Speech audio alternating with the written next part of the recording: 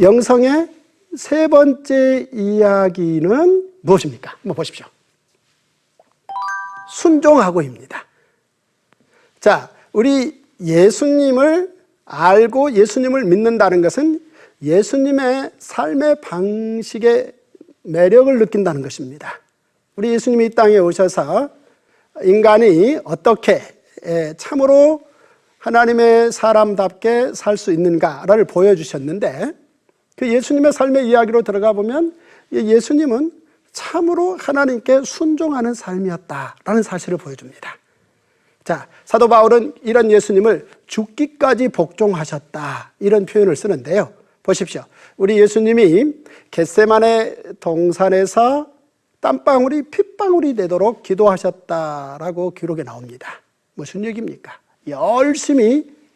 정말 열심히 하나님의 뜻을 물었다는 거죠. 그런데 결국은 하나님 뜻대로 하겠습니다 라고 순종을 하고 바로 십자가에 올라가십니다. 우리 예수님은 모든 면에서 하나님 아버지, 성부 하나님의 뜻을 따라서, 뜻이 하늘에서 이루어진 것처럼 이 땅에서 이루어지게 하는데 가장 앞장서서 순종하셨다는 겁니다. 따라서 우리가 영성이라고 말할 때 하나님이 당신을 보여주신 계시의 책 성경을 알고 그 계시의 책 성경을 들어가 보면은 예수님이 보이는 거고, 그 예수님을 믿는 거고, 그 다음 우리가 놀랍게도 그 예수님처럼 순종하는 삶을 사는 거다라는 놀라운 사실입니다. 자, 이 부분에서 참으로 중요한 것 중에 하나가 바로 성경을 통해서 영성을 세 단계로 이렇게 정리를 해야 기록된 예수를 믿어갈 수 있다는 얘기입니다. 이게 무슨 얘기입니까? 사실 우리가 예수의 이름은요, 성경 펼쳐지 않고도 누군가의 하는 이야기를 통해서 들을 수도 있습니다. 그런가 하면 성경 덮어놓고도 예수가 어떤 분이다라는 이야기를 우리는 여러 차례 들을 수 있습니다. 하지만 문제는 성경을 덮어놓으면 예수에 대해서 너무 조금 알고 멈춘다는 거죠. 그래서 예수가 중요하다는 걸 알고 그 다음 단계부터는 예수를 자신이 좀 이렇게 만들어가는, 예수님은 이럴 것이다, 예수님은 저럴 것이다, 이렇게 예수님을 스스로 좀 이렇게 만들어가면서 믿는 경향이 있다는 거죠. 그렇다면 예수님처럼 순종하는 삶을 살 수가 없습니다.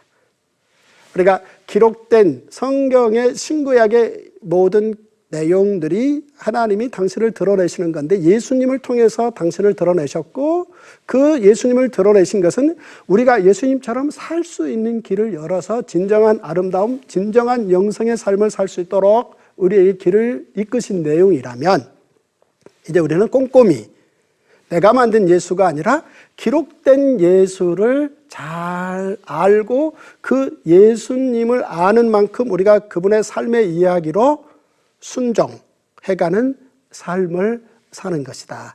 이것이 영성의 세 번째 단계다라고 말씀드릴 수 있겠습니다.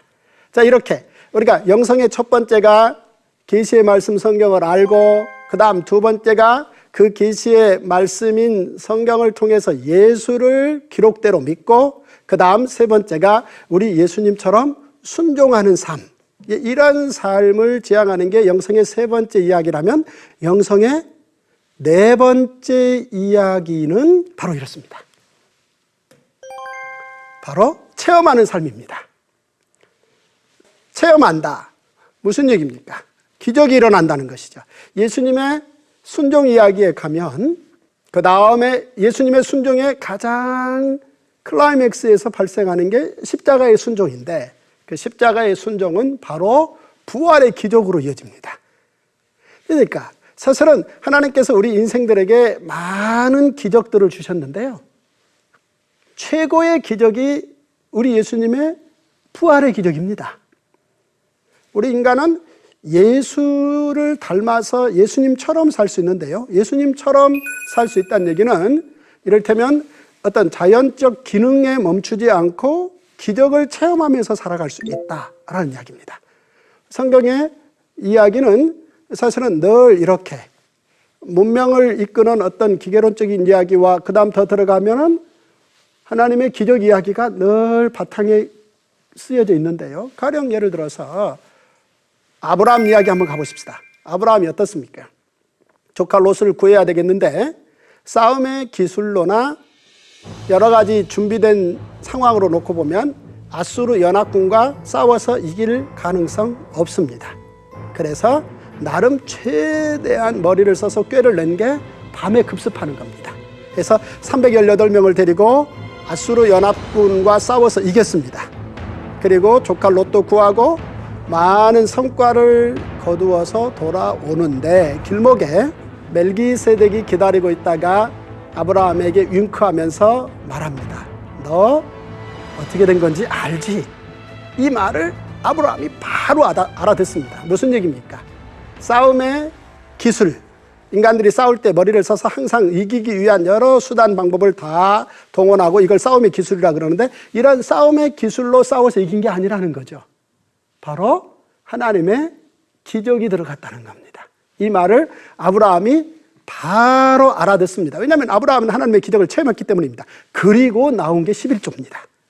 그러니까 아브라함의 최초의 11조 이야기는 인간 삶에 하나님께서 개입하셔서 기적을 베푸신다라는 부분에 대한 체험의 바탕으로 11조가 시작됐다. 이렇게 보시면 됩니다. 이후에 이제 계속해서 그들의 후손들은 하나님을 알고 하나님의 기적을 체험하면서 살아가는데요. 더 내려와서 보면은 이제 우리 예수님 당시에 보면 어느 백부장이라는 사람이 우리 예수님께 와서 말을 건넵니다. 내용인 즉슨 자신의 그 종 중에 한 사람이 너무 많은 고통을 당하고 있는데 많은 병원들의 도움을 구했지만 결국은 성과가 없었다는 겁니다. 그러니 이런 상황에서 전체를 가만히 살피고 우리 예수님을 이렇게 살핀 결과 와우, 저분은 이런 모든 어떤 인간들이 개발된 의료를 능가할 만한 기적을 베푸실 수 있는 분이다라고 판단이 됐다는 거죠. 그리고 그게 믿어졌다는 겁니다. 그래서 우리 예수님에게 자, 제 종 좀 고쳐주십시오 라고 그랬습니다. 이 말을 들은 우리 예수님은 자, 가자, 너희 집으로 가자 라고 망설임 없이 제안했는데 그 백부장이 잠깐만요 그러면서 하는 말씀만 하십시오.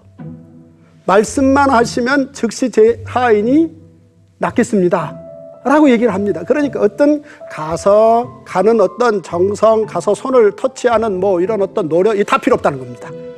예수님이 말씀만 하시면 바로 기적이 일어날 거라고 얘기한 거죠. 예수님이 깜짝 놀라셨습니다. 여러분 사복음서에 보면요, 예수님이 놀라시는 경우가 많지 않습니다. 그런데 이 백부장이 예수님을 굉장히 놀래킵니다. 무엇 때문입니까? 예수님이 기적을 베푸실 분이라는 사실을 믿었기 때문입니다. 결국은 예수님이 네 하인 나았다. 그런데 가서 봤더니 정말 믿음대로 그 하인이 그 순간 나았다는 얘기죠. 싸움의 기술, 의료기술 등등 수많은 인간들의 그 여러 기술들이 필요 없다는 게 아닙니다. 그런데 그것으로 인간 삶이 머물지 않는다는 거죠. 이게 영을 체험한다. 하나님의 기적을 체험한다. 하나님이 늘 기적을 주신다. 이게 영성의 네 번째 단계라는 겁니다.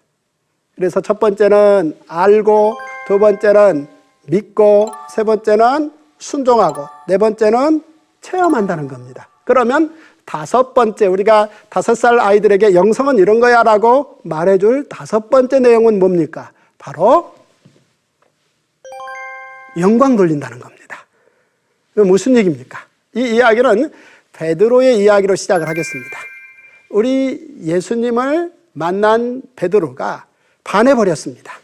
그래서 고기 잡는 일, 그거 뒤로 했습니다. 그리고 예수님을 매일 아침부터 밤늦게까지 매일 예수님에서 눈을 떼지 않았습니다.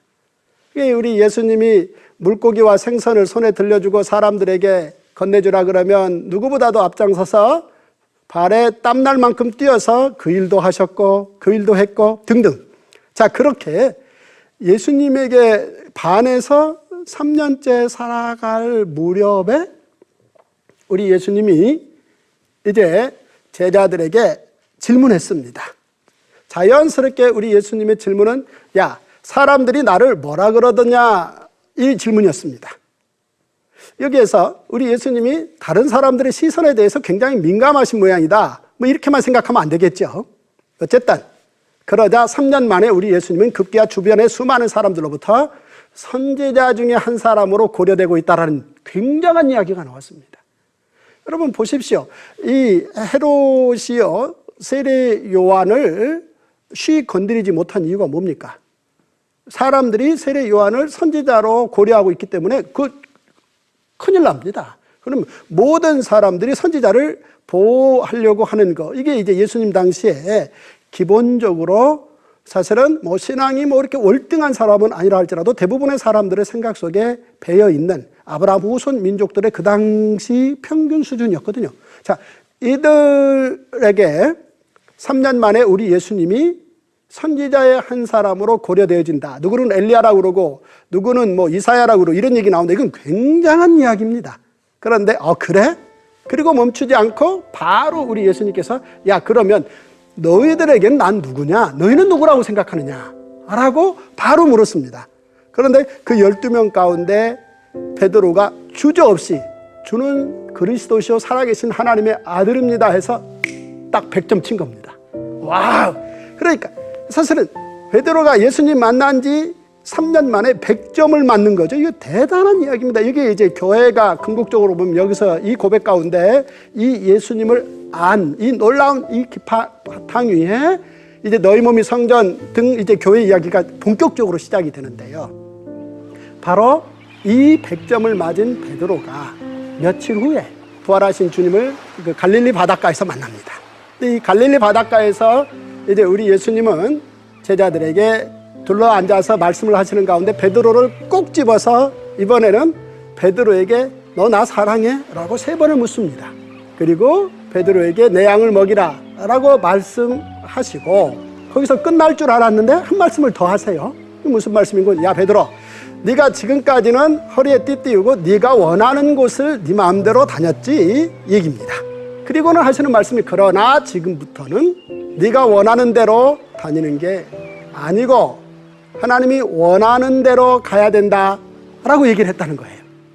자, 내 양을 먹이라 이 말씀은 이해를 하겠는데 네가 지금까지는 마음껏 네가 가고 싶은 곳을 갔지만 이제는 그렇게 갈 수 없다. 이 말씀이 무슨 말씀인지 무엇을 의미하는지 그 당시에는 베드로도 그리고 그 이야기를 주의 깊게 들었던 요한을 비롯한 다른 예수님의 제자들도 그 말의 뜻이 무엇인지 이해할 수 없었다는 겁니다.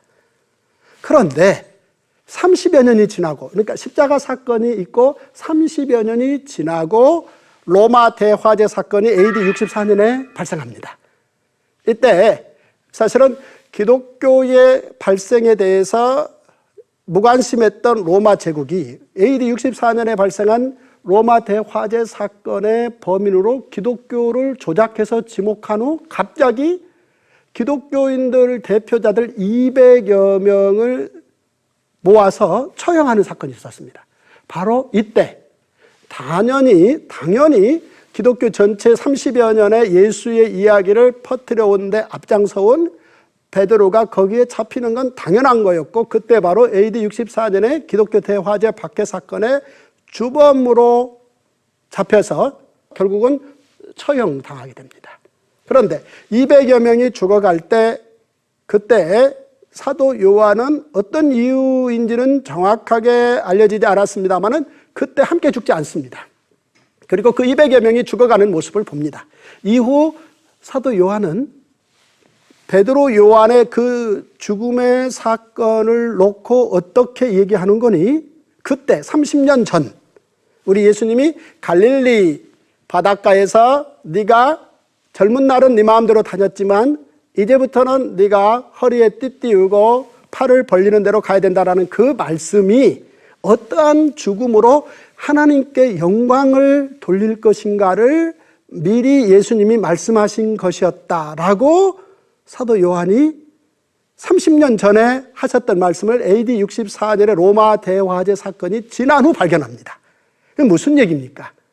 하나님께 영광을 돌리는 것은 죽음의 순간까지도 하나님께 영광을 돌린다는 거죠.